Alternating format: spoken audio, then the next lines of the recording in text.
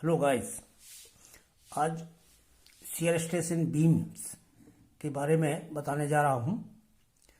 तो इस चीज़ को ज़रा ध्यान से समझें। यहाँ पर हमने एक बीम का क्रॉस सेक्शन दर्शाया है। बीम हमने यहाँ पर इरेगुलर शेप की ली है, जिसकी चौड़ाई ऊपरी सिरे पर कम है। इसकी तली में इसकी चौड़ाई अधिक रखी गई। इस बीम में जो एक न्यूट्रल एक्सिस है वो इसके मध्य में न होकर के कुछ नीचे को हट करके होगी। ये इसकी न्यूट्रल एक्सिस को रिप्रेजेंट कर रही है लाइन। न्यूट्रल एक्सिस जब ये है इसके ऊपर, तो इस बीम में, ये तो बीम का क्रॉस सेक्शन दर्शाया हुआ है। बीम इस पान में हमने एसएफडी और बीएमडी बनाना सीखा है, और हमने ये देखा है कि बीम के भिन्न भिन्न बिंदुओं पर शियर फोर्स की वैल्यू भिन्न भिन्न होती है। तो हम सबसे पहले ये ज्ञात करते हैं कि बीम के किस बिंदु पर शियर फोर्स की वैल्यू सबसे अधिक है। जिस बिंदु पर शियर फोर्स की वैल्यू सबसे अधिक होती है, उसी बिंदु पर बीम के कर्तन में फेल होने की संभावना बढ़ती है।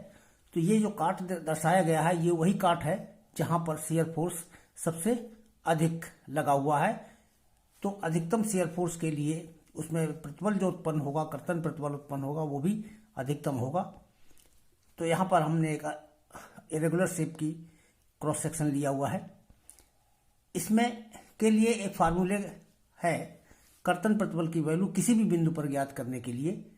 वो है Q बराबर F/I into T into A by bar. हम फार्मूले को इस तरह से भी लिख सकते हैं कि यहाँ पर बाद में आगे गुणा करें A इंटू बाई बार को, या F के साथ ही ऊपर रख लें F into A into by bar बटे I इंटू T।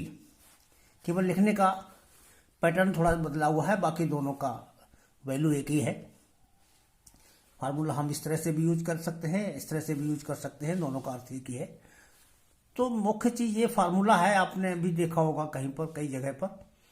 मुख्य समस्या ये आती है कि इस फार्मूले में किस पद का क्या मतलब है और इसकी वैल्यू कैसे ज्ञात की जाती है। बस यही समझने की चीज़ है। तो देखिए, यहाँ पर ये न्यूट्रल एक्सिस है। आप एक बात माइंड में पहले समझ लें कि बीम के क्रॉस सेक्शन के सभी बिंदुओं पर जो कर्तन प्रतिबल उत्पन्न होते हैं वो समान नहीं होते। इसमें कर्तन प्रतिबल की वैल्यू न्यूट्रल एक्सिस पर सबसे ज़्यादा होती है, और न्यूट्रल एक्सिस से ऊपर और न्यूट्रल एक्सिस से नीचे कर्तन प्रतिबल की वैल्यू घटती चली जाती है।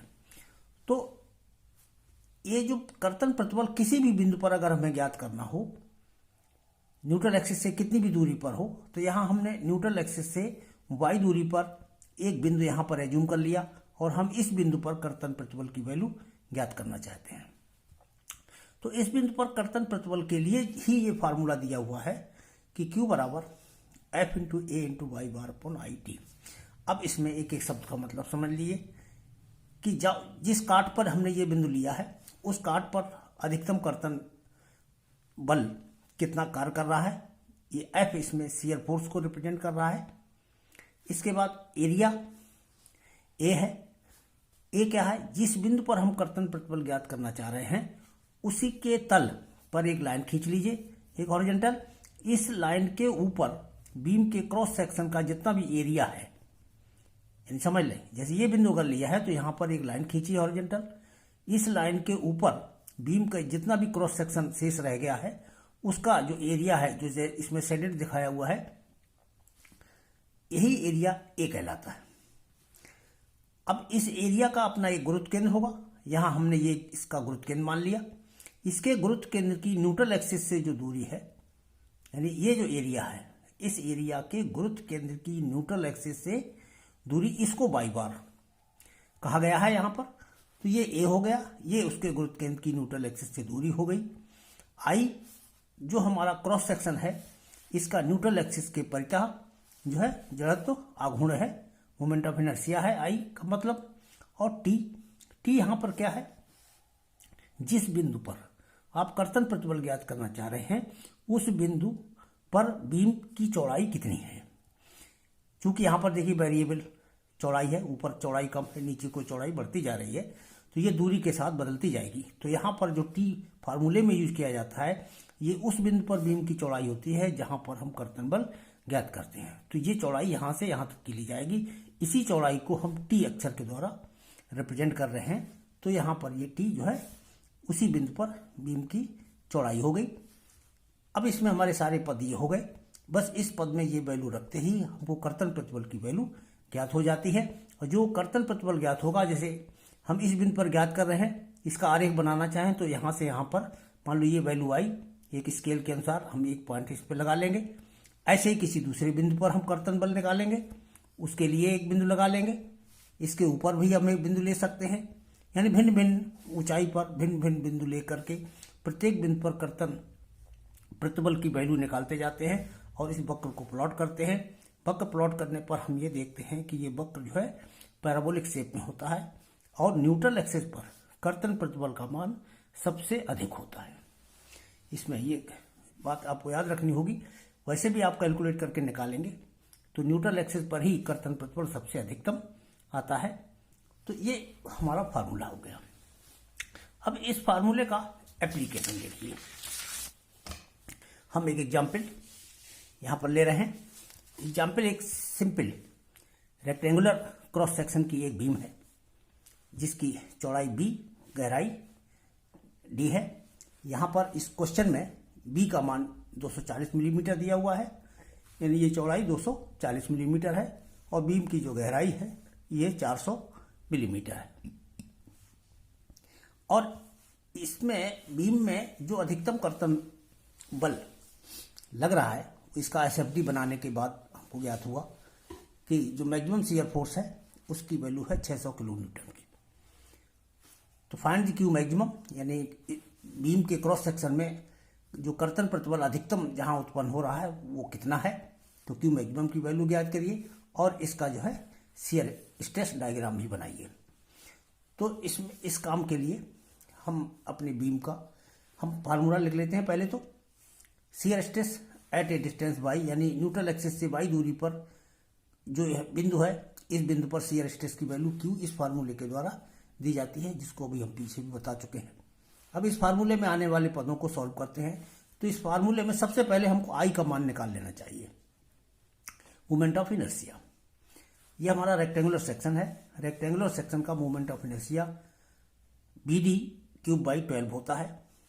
B दिया हुआ है, D दिया हुआ है, तो BD क्यूब बाई 12 से हम इसको सॉल्व करके ये वैल्यू प्राप्त कर लेते हैं। इसका मान यहाँ से आया, जब हमने रख दिया B की जगह 240, D की जगह 400 और इसको सॉल्व किया तो 1.28 इंटू 10⁹ mm की पावर 4, ये हमारा मोमेंट ऑफ इनर्शिया ज्ञात हो गया। सिंपल है, इसमें कोई ये हम पीछे भी कर चुके हैं। For maximum shear, for maximum stress Q maximum, तो क्यू मैक्सिमम अभी बताया था हमने कहाँ होती है, न्यूट्रल एक्सिस पर होती है। तो न्यूट्रल एक्सिस पर ही हम पहले क्यू मैक्सिमम का मान निकाल लेते हैं। तो यहाँ पर न्यूट्रल एक्सिस पर क्यू मैक्सिमम का मान निकालने के लिए जब हम ये प्रतिबल न्यूट्रल एक्सिस पर निकालेंगे, इसका मतलब क्या हुआ, यहाँ से कंसेप्ट समझिए। हमने इस बिंदु पर जो कि न्यूट्रल एक्सिस से बाई दूरी पर है, यहाँ पर प्रतिबल निकालने के लिए ये फार्मूला लिखा हुआ है।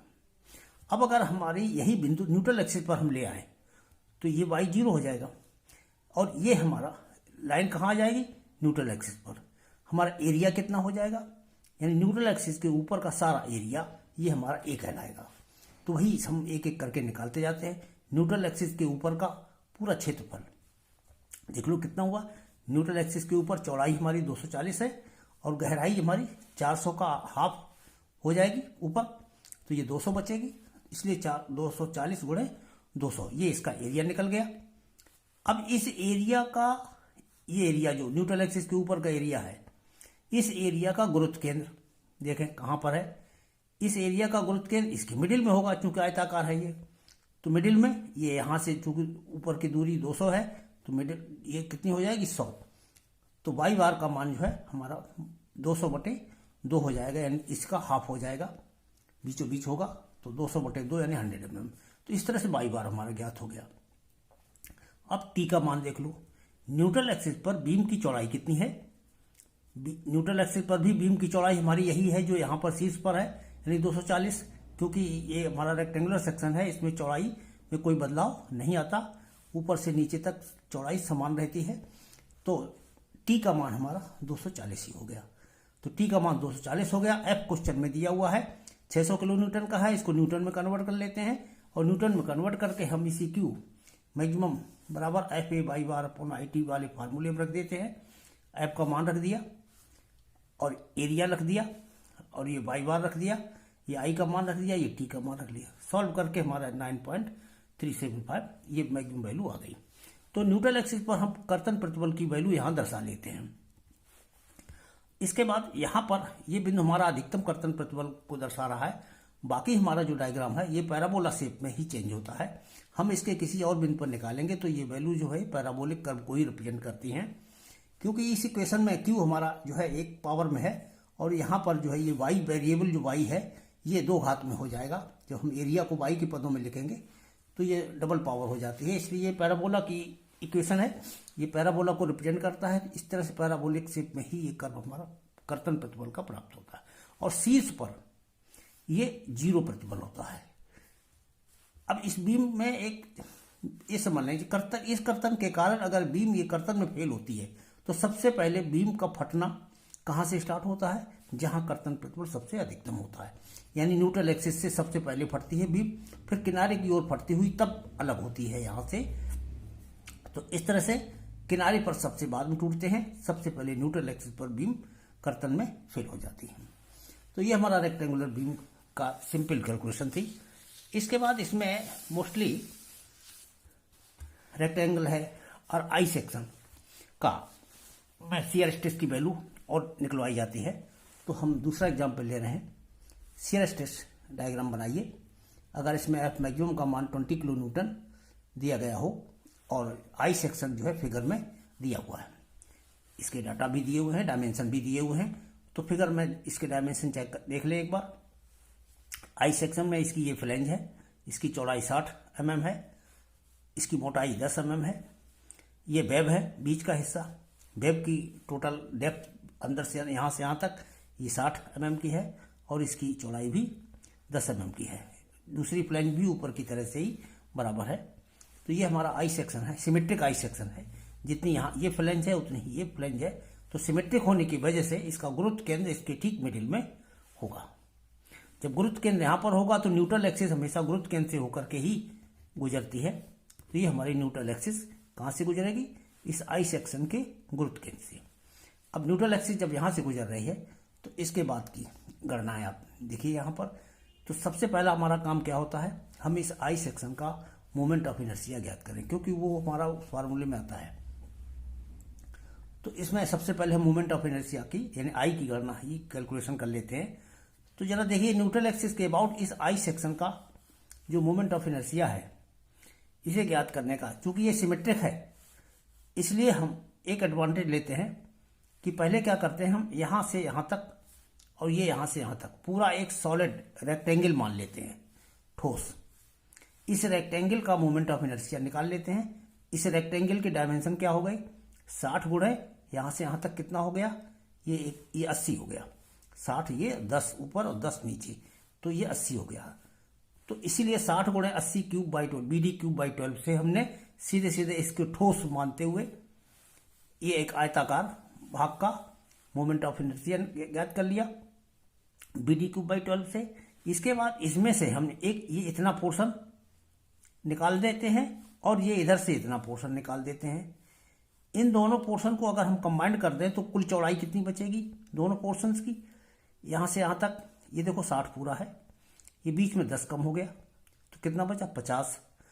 तो ये दोनों मिलाकर के कुल चौड़ाई हमारी 50 की हो गई और दोनों की गहराई जितना कटिंग की गई है वो गहराई हमारी 60 की है।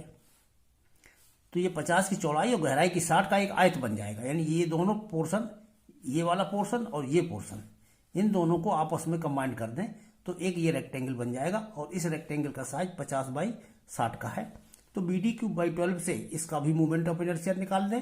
चूंकि ये भाग पहले वाले भाग में से काट करके निकाला गया है इसलिए माइनस करेंगे, इसलिए -50 गुणे 60 का क्यूब बाई 12 होगा यहाँ पर। तो इस तरह से हमारे जड़ मोमेंट ऑफ इनर्शिया की कैलकुलेशन सिंपल हो जाती है। यानी टोटल हमने निकाल लिया और जितना उसमें से बाद में काटा उसको निकाल करके घटा दिया। तो BD³/12 ये पूरा बाहर वाला माइनस जितना हटाया गया हिस्सा उसको जो है हमने 50 × 60⁻²। फिर से समझ लें काटा कौन सा गया है पूरे में से, ये चौड़ाई इतना हिस्सा निकाल दिया गया और इतना हिस्सा निकाल दिया गया। दोनों को जोड़ने पर टोटल चौड़ाई हमारी 50 की बचती है और टोटल गहराई 60 की है। तो वही 50 × 60⁻² से ये मोमेंट ऑफ इनर्शिया, इससे हमारी कैलकुलेशन काफ़ी सिंपल हो जाती है। वैसे अगर हम चाहें तो इसका पैरेलल एक्सिस थ्योरम से भी इसका मोमेंट ऑफ इनर्शिया ज्ञात कर सकते हैं। पहले इसका निकालें अपनी अक्ष पर BD³/12 प्लस एरिया इंटू गुरुत्व केंद्र की दूरी का वर्ग, यानी पैरेलल एक्सिस थ्योरम से निकालेंगे। फिर इसका निकालें इस रेक्टेंगल का, फिर इस रेक्टेंगल का इस अक्ष की परिता निकालें। तीनों को जोड़ें तो हमारा मोमेंट ऑफ इनर्शिया वैसे भी ज्ञात हो जाता है। इसका हम इसी चैप्टर में पीछे अभ्यास भी कर चुके हैं।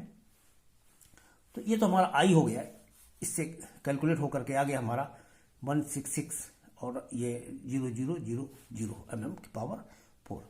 अब इसके बाद इसकी जो शियर स्ट्रेस है इसकी मुख्य गणना आती है। सबसे पहले हम निकालते हैं shear stress at the top of the upper flange. इसमें एक फ्लैंज ये है, एक फ्लैंज ये है, ये अपर फ्लैंज है, ये लोअर फ्लैंज है। तो अपर फ्लैंज के टॉप पर, शिखर पर, यानी अपर फ्लैंज के शीर्ष पर कर्तन प्रतिबल कितना उत्पन्न होगा। हमने जो बिंदु कंसीडर किया है वो न्यूट्रल एक्सिस से कितनी दूरी पर कंसीडर किया है, बिल्कुल टॉप पर ले गए। तो जब हम टॉप पर हमने ले लिया तो इससे बिंदु के ऊपर एरिया कितना बचेगा बीम में से, तो एरिया तो कुछ बचेगा नहीं क्योंकि सबसे ऊपर पहुंच गए, इसके बाद बीम है ही नहीं। तो बीम का क्षेत्रफल भी 0 हो जाएगा। तो इसका क्षेत्रफल 0 हो जाने की वजह से यहाँ प्रतिबल भी शून्य हो जाता है, क्योंकि फार्मूले में आप देखें Q = F/A/बार/IT। बाकी पदों के कुछ भी मान हो, A अगर 0 हो गया एक पद तो इसकी वैल्यू पूरी की पूरी 0 हो जाएगी। इसीलिए टॉप ऑफ दी फ्लैंज जो है शियर स्ट्रेस Q की वैल्यू 0 डायरेक्ट लिख ली जाती है, क्योंकि एरिया जो है 0 होता है। इसके बाद क्या करते हैं हम, अपर फ्लैंज के बॉटम में, ये हमारी फ्लैंज है, इसके तली में प्रतिबल कितना उत्पन्न हो रहा है, यानी यहाँ पर, यहाँ। तो तली में जो प्रतिबल की वैल्यू है, अब हम देखेंगे तली में जो प्रतिबल निकालेंगे वो कैसे निकालेंगे। हमने बिंदु चूंकि यहाँ कंसीडर किया, एक क्षैतिज लाइन खींच लीजिए। इसके ऊपर का जो बीम का एरिया है वो ये A हो गया। तो फार्मूले देख लीजिए, Q = F, ये तो दिया हुआ है क्वेश्चन में कि इतने कर्तन बल जो है कार्य कर रहा है, शियर फोर्स कार्य कर रहा है मैक्सिमम। इसके बाद A एरिया कौन सा, ये जो कि तली में हमने लिया है बिंदु, इसके ऊपर ये पूरा रेक्टेंगल है। इस रेक्टेंगल का एरिया 60 × 10, 60 × 10 ये हो जाएगा। इस एरिया के गुरुत्व केंद्र की न्यूट्रल एक्सिस से दूरी, एरिया का ये है सेंटर और गुरुत्व केंद्र ये है। अब जरा सोचो, यहां से यहां ये कितना है, ये यहां 60 दिया हुआ है, तो यहां से यहां तक ये कितना हो गया, 30 हो गया। और ये मिडिल है इस रेक्टेंगल का, तो ये पूरा हाइट हमारी 10 की है, तो मिडिल तक कितना हो गया, 5 हो गया। तो 30 और 5 कितना हो गया, 35 हो गया। तो ये दूरी हमारी 35 हो गई। इस तरह से वाई बार की वैल्यू जो है हमारी 35 आ गई। यानी ये जो वाई बार है, यानी एरिया का जो एरिया है इसके गुरुत्व केंद्र की न्यूट्रल एक्सिस से दूरी ये 35 हो गई। बाकी आई हम कैलकुलेट कर चुके हैं। और टी जरा देखिए, टी का मतलब क्या होता है कि जहां पर बिंदु कंसीडर किया है वहां पर बीम की चौड़ाई कितनी है। हमने फ्लैंज का बॉटम लिया है, फ्लैंज का, तो फ्लैंज की तली पर चौड़ाई कितनी हो गई, यहां से यहां तक की हो गई। तो यहां पर टी का मान 60 रखा जाएगा। बस 60 रखा, इसको सॉल्व किया, ये 4.22 Nm/mm², ये वैल्यू आ गई। यहाँ 0 थी, यहाँ 4.22 है, एक बिंदु ये यहाँ पर लगा लिया, इसके ठीक सामने ये बिंदु प्राप्त हो गया। अब आइए, इसके बाद आता है हमारी वेब। ये बीच का हिस्सा क्या कहलाता है, वेब कहलाता है। तो है shear stress at the top of the web. ये वेब के टॉप शिखर पर शियर स्ट्रेस की वैल्यू कितनी है, फार्मूला वही लिख लेंगे, F/A/IT। F तो हमारा कॉमन है, एक ही शियर फोर्स है। एरिया हमने अब जो बिंदु कंसीडर किया है वो वेब के टॉप पर कंसीडर किया है। तो वेब के टॉप के यहां पर है वेब का टॉप, इसके ऊपर का एरिया बीम का कितना है, वो भी इतना ही है रेक्टेंगल का एरिया, ये ऊपर वाला फ्लैंज के एरिया के बराबर। तो इसीलिए 60 गुणे 10 यहां पर भी लिखा गया। और इसका गुरुत्व केंद्र की न्यूट्रल एक्सिस से दूरी वही अभी जो हमने पीछे निकाल चुके हैं 35, वही यहां पर भी बनी रहेगी, बटे आई का मान भी वही बना रहेगा। अब रहा टी। टी का मतलब क्या होता है कि जो हम जिस जगह पर हमने बिंदु माना है उस बिंदु पर बीम की चौड़ाई कितनी है। तो ये हमारी वेब का टॉप है, तो वेब के टॉप पर इसकी चौड़ाई कितनी है, केवल 10 के बराबर, यानी जो वेब की चौड़ाई है, न कि फ्लैंज की। तो वेब के टॉप होने की वजह से इसकी जो चौड़ाई टी का मान है वो केवल वेब की चौड़ाई के बराबर ही रखा जाएगा। तो यहां पर 10 रख लिया जाएगा। अब देखिए ऊपर के सारे स्टेप हमारे कॉमन है, यहां 60 है, उसकी जगह यहां पर 10 है, तो ये वैल्यू हमारी 6 गुना ज्यादा है भाई। 60 की जगह 10 हो गया, इसका मतलब ऊपर 6 से गुणा कर दिया हमने। तो ये इसी वैल्यू में हम 6 का मल्टीप्लाई कर लें, सॉल्व हो जाएगा डायरेक्ट। इस वैल्यू में यहां हम 6 से मल्टीप्लाई कर लें तो ये हमारा 25.32 आ जाएगा, या हम कैलकुलेटर से निकाल लें तो भी इतना ही आ जाएगा। इस तरह से क्यू यहां ज्ञात हो गया। अब जरा देखिए ये 25.32 ये था किस जगह, वेब के टॉप पर। तो इस जगह जो प्रतिबल है, हाइट तो वही है, ये 25.32, तो ये इसी जगह बढ़ करके आगे 25.22 पर भी एक बिंदु लगाएंगे। एक बिंदु यहां लगाया था, एक बिंदु यहां लगाया था, ये एक सीधी रेखा हम जा रहे हैं तो इनको यहां सीधा मिला देंगे। इसके बाद है stress at the neutral axis. अब हम न्यूट्रल एक्सिस पर स्ट्रेस निकालेंगे। तो जब हम न्यूट्रल एक्सिस पर निकालेंगे तो न्यूट्रल एक्सिस के ऊपर का सारा एरिया कंसीडर करेंगे। तो एक एक चीज देख लें, F A Y bar upon I T, इसमें एफ तो वही है ही, एफ में कोई प्रॉब्लम नहीं, आई सेम है, और टी जहां न्यूट्रल एक्सिस है वहां बीम की चौड़ाई कितनी है, वही 10 mm, तो ये 10 mm ही रखी जाएगी। बस यहां देखिए ए वाई बार की जगह पर क्या रखा जाएगा।